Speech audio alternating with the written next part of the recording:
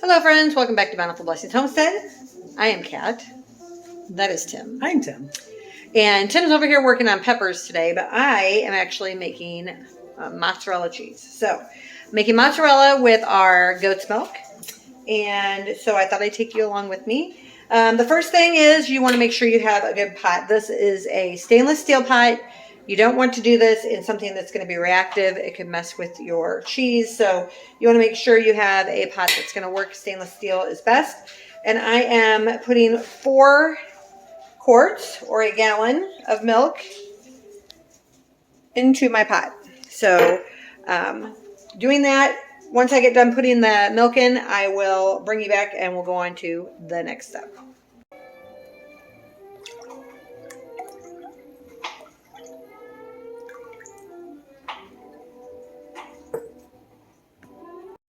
Okay, so we have our milk in our pot, and we have a few more items that we need in order to make our mozzarella cheese. So I'm going to flip this around. Okay, so we need citric acid, 1.5 teaspoons. We need a cup of water. We need our rennet. Now, I use animal rennet, but you can use vegetable rennet if you are on a vegan diet. So just make sure that you get it from a reputable dealer, and then you can put it in the fridge. I just keep this in the fridge in the meantime until I use it. This one's almost gone, but I have more.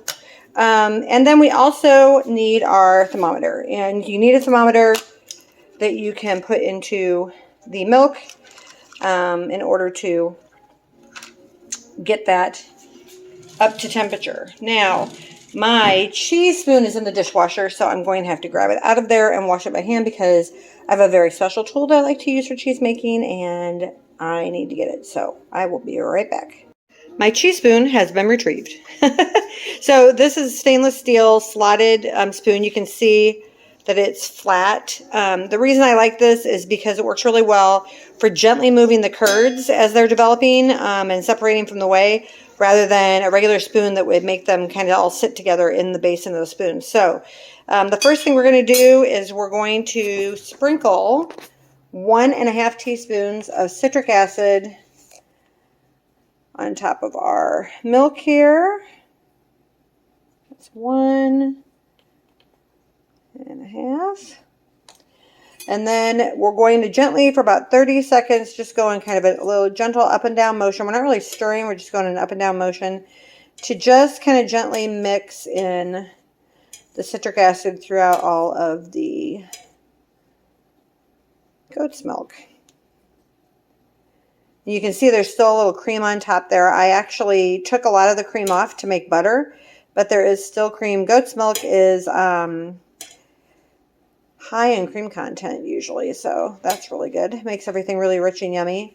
The other thing I found out about goat's milk that I did not know until I started making cheese is that it is lactose free.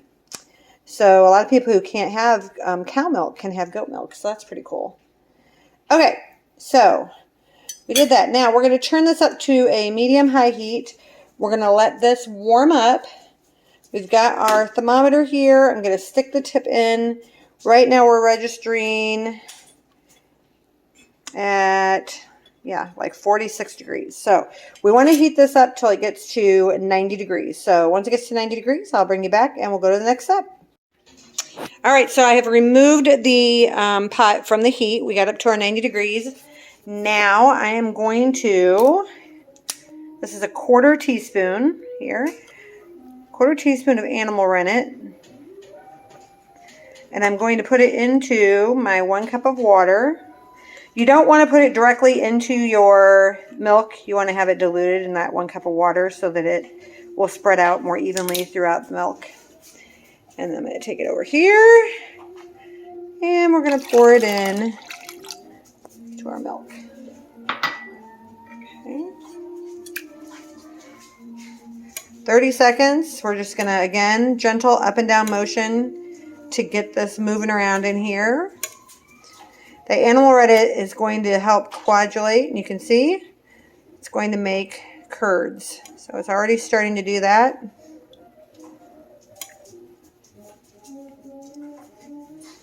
All right, so now we're going to use our spoon to just kind of stop the motion of the milk. We want it to be still. We're going to put a lid on it, set a timer for 5 minutes. During that 5 minutes, we are not going to touch it. We're not going to lift up the lid. We're just going to leave it set for 5 minutes, and then we'll be back. Welcome back to Bountiful Blessings Homestead. My name is Kat, and today I am doing multiple projects, and so is Tim. We're in the kitchen, and while my mozzarella cheese is setting for 5 minutes, I wanted to show you the other project that I'm working on that has to do with the goat's milk that I have pulled out of the fridge this week. So one of the things that we like to do, we take the cream off the top of the goat's milk. If you let it sit in the jars in the fridge for a couple of days, then the cream will rise to the top. And then you can take a spoon and you can skim it off the top. Now, you could spend a bunch of money on a cream separator, but I don't have one. So what I do is I just take a teaspoon and skim it off the top. And I can show you, let me show you down here, turn you around. This is a pint of cream. And it is enough to make a small, look at that cream, very thick. It's enough to make a small batch of butter. So I am going to whip my cream and turn it into butter. Now, if you're not familiar, when you whip your cream, you will whip it to a certain point and you will actually get to a point where you start to get peaks and you have whipped cream. At that point, you could add some sugar to it and whip it a little bit more. And then with the sugar in it, it would be sweet and it would be whipped cream. And it's really good. Tim had it. Really good. Tim and the kids had it 2 weeks ago. I think I made some. And so you can put it on pie or, whatever you want to do. If you don't want to do that, rather than putting the sugar in, you leave the sugar out and then you continue to whip it until the butter actually separates itself from the whey. And you'll see the liquid start to separate out and it'll become chunky and into a butter consistency. When you get to that point, then you rinse it and drain all the whey out of it. And then when it's ready, you can salt it and you have butter. So it's really very simple to make. You can do this with heavy whipping cream from the grocery store. But if you are not able to get any, or you want it to be even sweeter than that, then you can use goat's milk cream, because goat's milk cream is very sweet and very yummy. So I'm going to go ahead and get the mozzarella cheese done. But when the mozzarella cheese is finished, then I will be whipping this into butter, and I'll show you when it gets to the whipped cream stage and then when it gets to the butter stage. So, honey? Yes. Are you going to whip it? Whip it good. Wow. That's free. No charge. That's great. All right, it has been 5 minutes. We're going to take the lid off. And we're going to see what we got going on here. Looks like it. Okay, so we are going to cut all the way down and across.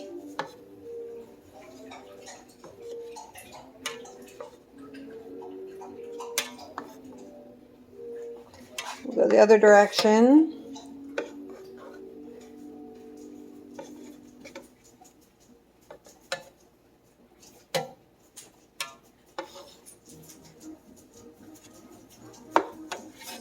And this is called cutting the curds. We're just cutting the curds into smaller pieces so that the whey will release from them.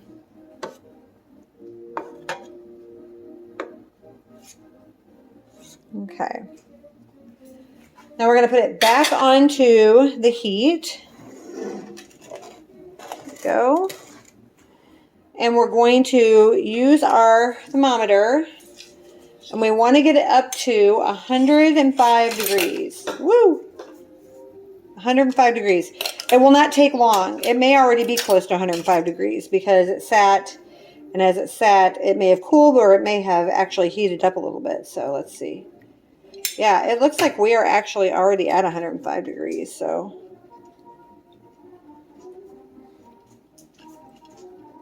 yep.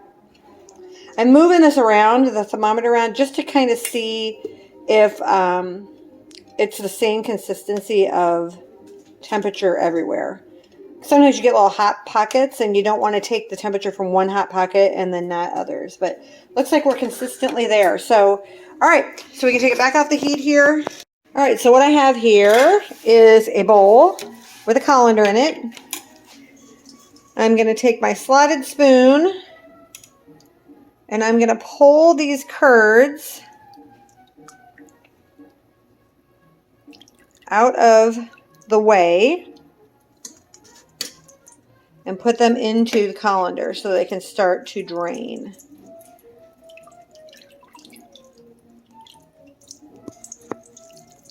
Okay.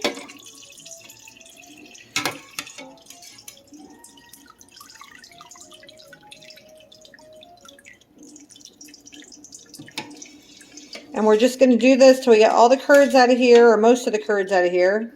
You see we have little ones as well as the big ones, so we're going to get them all out of here. And then we're going to, it's best if you do it with your hands as long as you can, but then it gets hot and it's hard to handle with your hands. But we're going to squeeze as much of the way out of the cheese as we can.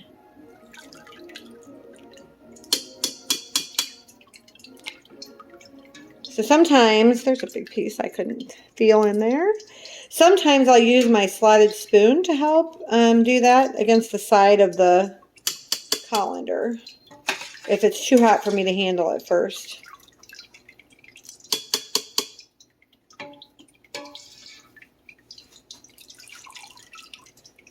All right, so let's see if we can push. You see all that whey come out as we're squeezing it? So we want to squeeze all the way out, and you can turn this kind of to the side, the colander, and then it'll drain out like that into the bowl. See if it's hot or if I can handle it. Oh, it's not too bad. My hands are clean. I washed them right before I started doing this, so.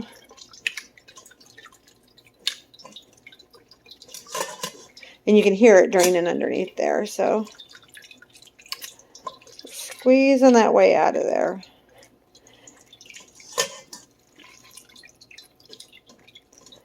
And then as soon as we get as much whey as we feel like we can squeeze out of the cheese, then we're going to put it in a microwave safe bowl. And we're going to put it into the microwave for a minute. 1 minute. And what that's going to do, it's going to quickly heat it up and pull more whey out of the cheese. So I'm going to get a microwave safe bowl here in just a minute and microwave it for 1 minute. After the minute, I will drain off whatever whey gets pulled out in the microwave process. And then I will put it back in for 30-second intervals until I feel like I've gotten all the whey out and it passes the stretch test. So we'll do that together here in just a minute. Okay, so we pulled our 1 minute mozzarella out. It was 1 minute in the microwave. And you can see it's starting to meld together. The curds a little better, but you can still see there's a lot of whey there that came out. So I'm going to strain that out. Maybe my assistant will hold my phone for me a minute. I need 3 hands here. All right. Whew, that's warm. But you can see it breaks easily, so it's not ready yet. If it were ready, whew, hot, it would not break that easily. So sometimes when I take it out of the microwave, and even in the 30-second intervals, it's too hot for my hands to handle. So I use my spoon like this, and you can see there's still quite a bit of whey that's coming out through that heat process. So, all right, so draining this off, and then we'll go back in the microwave for 30-second intervals until we can do our stretch test and not break that easily. Okay, so this is after the first 30 seconds. Again, we have whey coming off still, but you can see it's got more stretch to it here. Oh, yeah. It's getting more cheesy, right? So we're getting there. That whey off of there.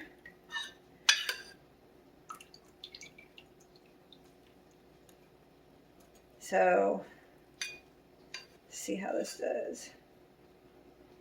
That's pretty good. I think one more 30-second round and we'll probably be ready to put it in a bowl and salt it. So 30 more seconds and then we'll come back and check it. So round 2, 3, maybe. A little more whey.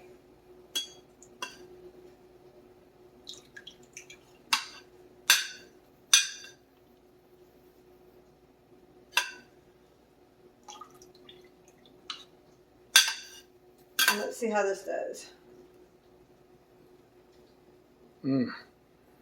I'd say we're there. Yummy. So now I'm gonna I've got some pink fine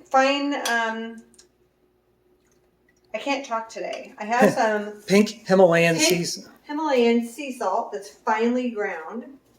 And I'm going to put some in here. Now this is to taste, so there's not a recipe amount. But what I have found is what Tim enjoys is 3 pinches worth. That's what it ends up being. So Okay. so I do a pinch, sprinkle it around. This is gonna be hot. Whew.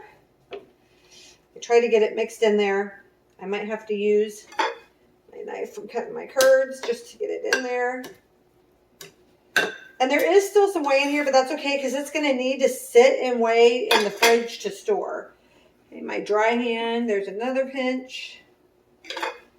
Mix that in there. If I only put 2, he'll tell me it needs just a little more salt. If I put 3, then he tells me it tastes perfect. So that's how this is just an art, not a science. And it shows why quality control in the kitchen is very important. Yes. And Tim is always happy to conduct quality control on anything I cook. Mm-hmm.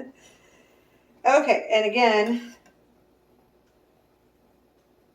stretch test. So here you go, Tim. You can try it and see what you think.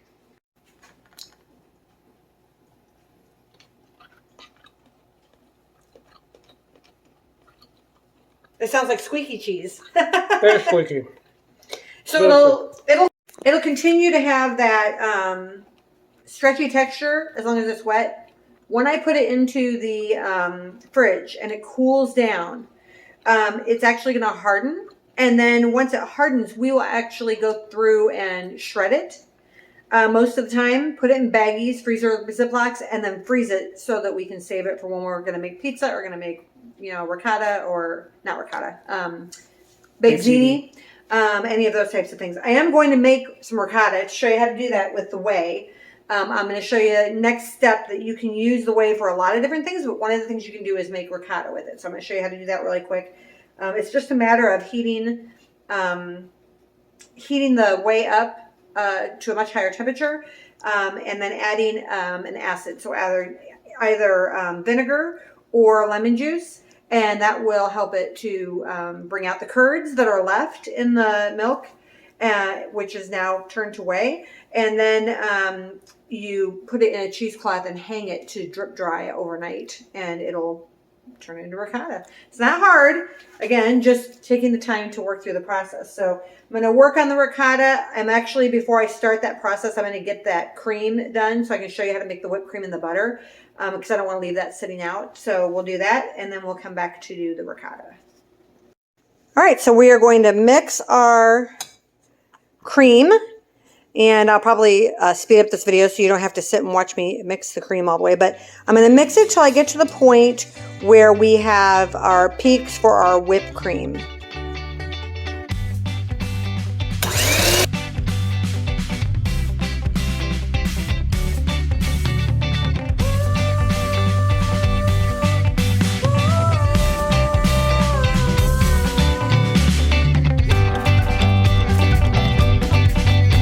See where we're at here. We're still pretty liquidy, but I can feel that it's thickening up some. So I'm going to switch hands because my wrist is getting tired. I think we have a little more to go, but I can definitely feel that it's thickening up.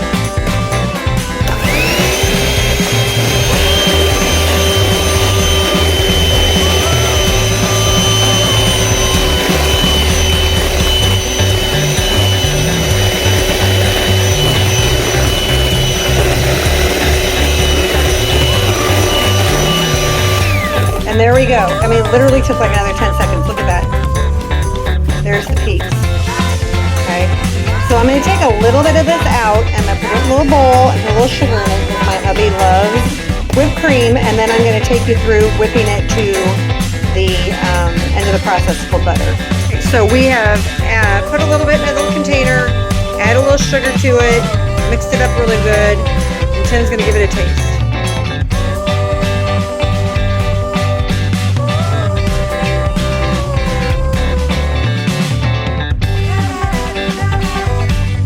I say this a lot. It's the best way to get it.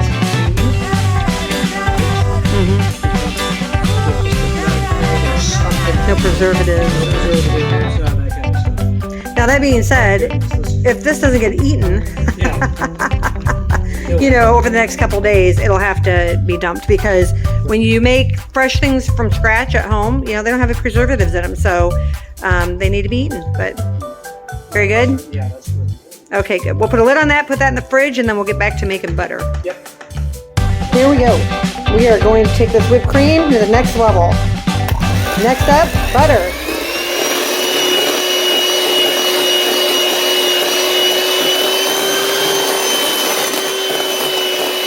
You can see the textures changing.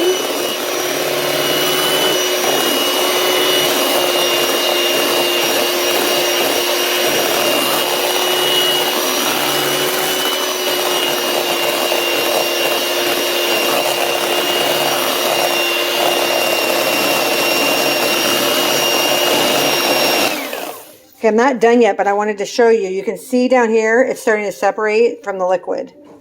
You see that? And you can see the textures change. So we're going to whip it a little more.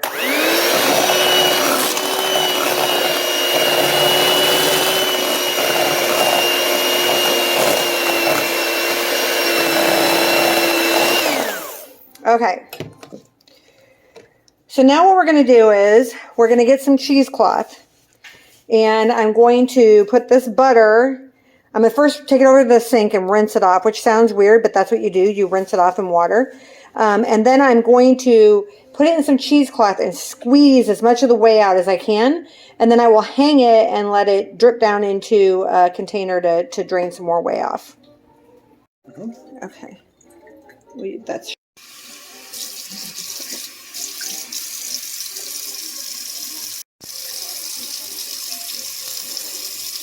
So we're over here at the sink and we are draining all of that liquid out of the butter. It literally feels like butter. Like you can feel the grease. So weird when you do it from scratch. I'm kind of pressing on it, squeezing it to release some more of that liquid.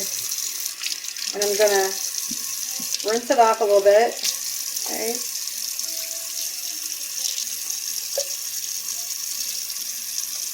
Okay. So now I'm going to take this and I'm going to put it in some cheesecloth and let it hang over the side of this bowl so that it can drain. Okay, so I'm going to put this in a cheesecloth, like this, wrap it up, and you can see the whey sweating through already as I squeeze a little pressure, right? So I'm just going to let this hang here on the edge. I'm going to put it up against the wall to kind of like keep it from sitting on the bottom. Just let it drip off a little bit. I just want to get as much of that whey off as I can. So I'll let that sit there for a little while and we'll come back and check on it. Okay. Okay, so we're going to pull our butter out. What's that butter? We're going to put it in here. I'm again going to take some of my pink Himalayan salt. You don't have to salt your butter. You can leave it plain if you want to. But we like our butter salted around here. So. All right. We're going to grab a cracker and a knife and we'll do quality control. Okay. Here we go. We're going to take some of our butter. You can see it spreads on nicely, just like butter you would get at the store. And we're going to let Tim do the tasting. Here we go. Here we are. You ready? Mm-hmm. Butter.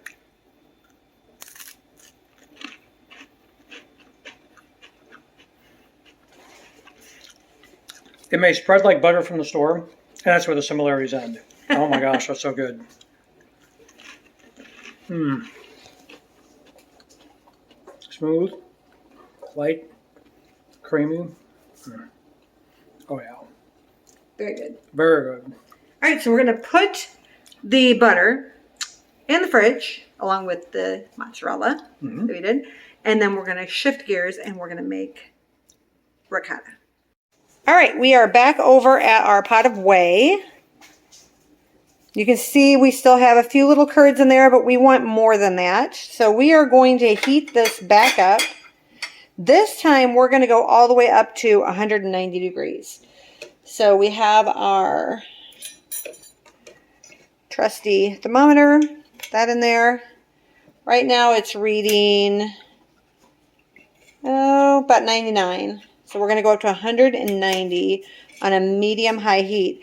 I'm going to grab a 1/4 cup of vinegar because that is going to go in here when we reach our temperature. Okay, so I have a piece of cheesecloth here. It's over a colander, which is over a bowl. And what I'm going to do is I'm going to take my pot of whey here. I have put my 1/4 cup of vinegar in it, mixed it in a little bit, and I've let it sit for a few minutes so the vinegar could do its thing in here. And I'm going to pour this in to the colander with the cheesecloth lining so that the whey can roll through there and then the ricotta will stay in the cheesecloth.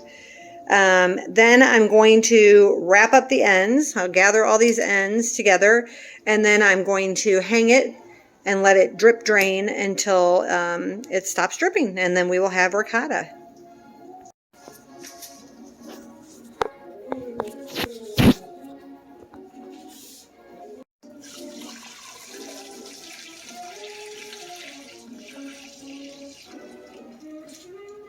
Let's see how far I've got to go here.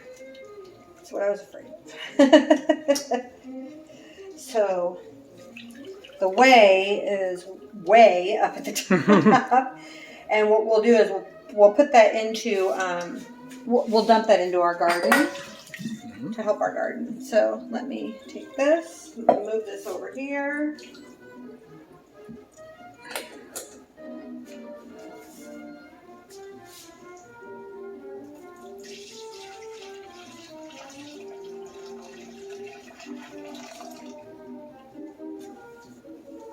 So we're going to let this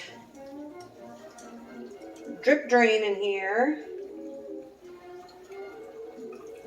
until we get all that whey to run out of there. And then we'll have ricotta. So I'm going to take this and I'm just going to, I'll take like a clip for a chip bag.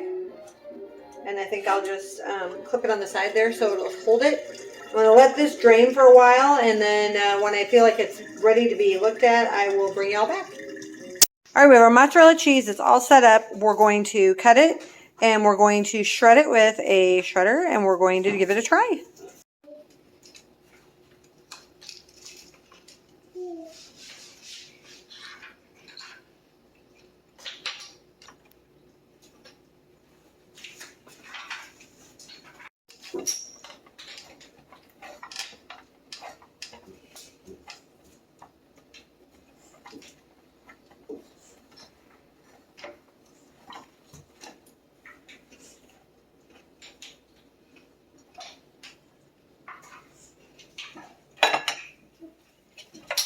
All right, so I'm going to shred some up, and then we'll let people in the room give it a taste test for quality control. All right, so Tim's going to try some and see what we think.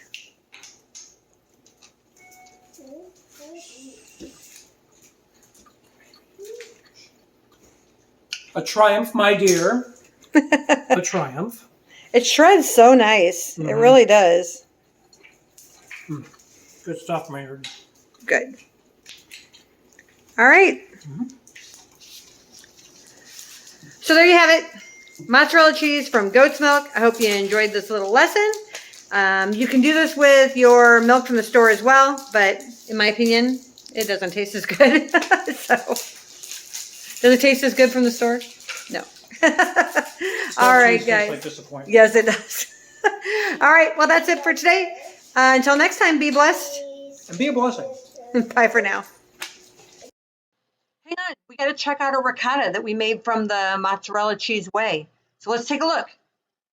All right, so I opened up our cheesecloth and there is our ricotta. Easy as that. It doesn't make a ton of ricotta. If I would not make the mozzarella and just use the milk to make ricotta from the very beginning, I could make a lot more. But this is just what came from being left over from the whey from the mozzarella. So homemade ricotta. Gotta love it.